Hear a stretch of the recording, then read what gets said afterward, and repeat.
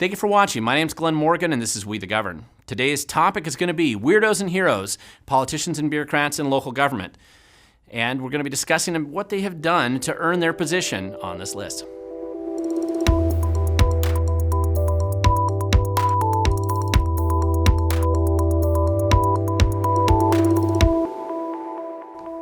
All right, today we're going to be starting the first ever part of our series that we teased a couple months ago here at We the Governed, and it's going to be focusing on weirdos and heroes in local government. We're going to be featuring prominent politicians and local bureaucrats who have done something in their professional career to earn falling into one of these two categories, either a weirdo or a hero in local government. So let's get started and see some of the first folk that we're going to be able to talk about here. Now, part of the reason why we focused on this is because there are thousands of elected officials all over local government in Washington state. There are approximately 280 cities in the state, each of which have somewhere between 5 to 9 elected officials. There are 39 counties, each of which have somewhere between 3 and 6, or sometimes 9 county commissioners or county council members. There are plenty of elected officials down in Olympia in the House of Representatives. And there are also 40 port districts. There are almost just slightly under 300 school districts. There are all kinds of local elected officials. And in that mix of elected officials, it is inevitable that you're going to find some people who probably would be better off for not just them, but also the community if they weren't in those positions. At the same time, there's also people that are doing good things, trying to do the right thing, and it's worth featuring these people because oftentimes they don't get a lot of attention, good or bad, and hopefully that's what we'll be achieving here today. So let's jump right into it, and let's talk about the weirdos. And the first place that we're going to go, the first person that we're going to focus on comes to us here from the city of Burien. The city of Burien is a bedroom community located just to the south of Seattle in King County, and it's been incorporated since 1993. There are about 51,000 people or so who live there, which makes it the 25th largest city in Washington state. And I have personal attachments to Burien. My mom grew up there. My aunt and uncles grew up there. My grandparents lived there for a while. I had a lot of friends there. I spent a lot of time there when I was younger. I love Burien. Burien's a great place. And it's very unfortunate that we have elected certain people to that city council. And specifically, there's one person that's worth talking about right here, which is Councilmember Pedro Olglund, who's elected in 2017 to the city council. He's originally from Compton, California.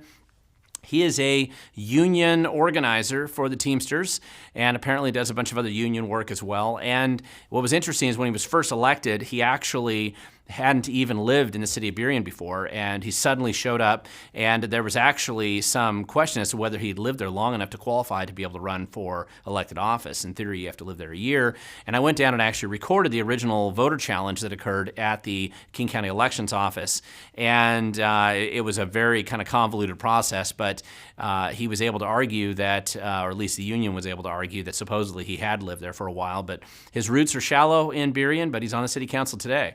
Now, when he ran for office, he was largely funded by SEIU, unions, Teamster unions, and the Democratic Party, strongly and heavily endorsed by them and given quite a bit of money to run for office. And of course, in the middle of that process, he did not comply with Washington state's campaign finance laws very well, or even really attempt to comply.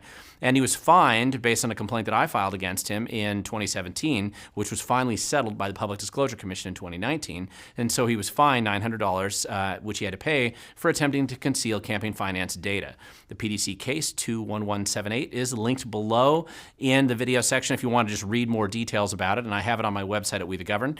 But that was how he started his political foray in the city of Burien. Unfortunately, from there, it went downhill. And a little while later, shortly after he was fined by the Public Disclosure Commission, he was also arrested on a warrant for fourth-degree assault in Kittitas County, which is in eastern Washington, on December 6, 2019. And he earned the unique distinction of being the first Burien City Council member to ever be arrested. And that was quite a distinction to have, and it is part of what makes it strange. Now, when you really look at the reason why he was arrested, it's actually far worse than just being arrested for some kind of warrant, which is basically he hadn't showed up in court. The original underlying problem was that a few months before then, he had gone to the city of Leavenworth's Oktoberfest, which you can look that up. It's a well-known festival that they have, kind of Germanic theme, Oktoberfest. And he and his girlfriend had attempted to not pay for food. They were trying to cut the line that you'd have to pay for getting hamburgers or something at this booth. Instead, they cut the line, they didn't pay, and decided to try to get free food. And they were confronted by a security guard there who's monitoring this stuff. And instead of just saying, hey, you caught us, and going back in and paying for the food, they decided, let's beat this guy up. And they assaulted him, attacked him, knocked him on the ground, were kicking him, and beating him up, according to witnesses. And the police had to intervene, and they did charge him with fourth-degree assault. And then he promptly decided to skip out on the court hearing, which is why he was arrested that time. Now, unfortunately, for both the people who live in the city of Burien and for Pedro Olglund's political future, it seems that crime is a common, committing crimes like this are common in his background. Before he came to Washington State, he had been caught carrying firearms onto school grounds. That is illegal in California, just like it is in Washington State, among other crimes. And since he was arrested in Kittitas County, he also was arrested again in Burien in March of 2020 in an attempted suicide by cop situation where he drank too much, apparently, and the police had to intervene and arrest him. And actually, he was submitted for a psych evaluation over at Highland Hospital. There's all kinds of problems. Clearly, this guy needs help. But unfortunately, instead of resigning and going back and taking care of himself and whatever personal problems he has decided that he's going to remain on the Burien City Council and continue to collect a paycheck paid for by the taxpayer dollars. In addition, he's still endorsed by the Democrats and all the unions, no matter how many arrests for violent assault or other problems that he has. And this has led to some problems because, as he's been on the council, there's been a lot of absenteeism, and he just hasn't been representing the people in the city of Burien. So, moving on from Councilmember Pedro Olglund, we are moving down to the city of Olympia in Thurston County. So, a couple counties south. And in the city of Olympia, I've featured this city prominently. There are, in many other stories and videos I've done in the past, it was incorporated in 1882. This is the home of the state capital for Washington State. Roughly 46,000 people live there, and it's the 24th largest city in Washington State. And there are no shortage of weirdos on this council, just like there are no shortage of them on the Burien City Council, unfortunately. And that even includes in Olympia former members that were arrested for selling drugs in school zones and stock fraud scams. And unfortunately, the quality of the city council has gone down from there. And one of the poster childs for basically another weirdo on the city council, and I've featured her in previous videos about the city of Olympia, has been Renata Rollins. And she was originally elected to the city council in November of 2017. And she originally hails from Spokane, Washington, so on the dry side of the state. And what brought her to the wet side of the state was going to Evergreen State College, which was unfortunate for her because ever since then her career has kind of descended to the point where she got on the Olympia City Council. Recently, she made national and statewide news for publicly refusing to pay her rent last year, even though she could easily afford the money to pay the rent. And she was very public and open and proud of the fact that she was refusing to pay her rent, even though she could pay. And here's a King 5 News interview from that time. In an open letter May 1st, City of Olympia Councilmember Renata Rollins said she will not be paying her rent. Are you able to pay your rent today, or were you able to pay your rent on the 1st of May? It's a question of if I have money in the bank or if I could find money from family. Yeah, I have the money in the bank. Rollins is still being paid as a council member, but wrote in her letter the decision to not pay is part of a larger conversation of rent forgiveness on a national level. So, as you can see, I mean, to be fair to Councilmember Rollins, she is not the only weirdo on that council. And like many other people who have graduated from Evergreen State College and found themselves in positions of power or being paid anywhere in government in Washington State, she regularly spouts lots of nonsense and leftist kind of salad diatribes. It is kind of a joke in the city of Olympia. They oftentimes record some of her statements there just because it is amusing for people who are actually trying to fix the problem, and they look at the low quality of the elected officials they have. Unfortunately, she's also been very active in trashing the city along with the rest of the interesting people who are on that council. And they claim to be environmentalists, they claim to care about the environment, and yet what they have largely done lately is turn most of the green spaces in Olympia into effectively toxic waste dumps and landfills all along the salmon creeks and along the lake, like this camp here, which we've featured in previous videos of the past, that seems to just be an endless pile of garbage from one end to the other. And the city has been endorsing and supporting programs and situations like this by giving away lots of free, basically ignoring their own rules and then giving away lots of free stuff: free propane, free tents, free tarps, free food, free clothing, free needles, free access to drugs, or at least easy access to drugs, and all kinds of other problems. And this is how the city ends up being treated under the impressive stewardship of the weirdos that are on the Olympia City Council. It's unfortunate for both the environment and the people who live there that that is who is in charge, and that's what they're doing. Moving on to the city of Seattle. No story of weird local elected officials could possibly be complete in Washington State without at least featuring one from the city of Seattle.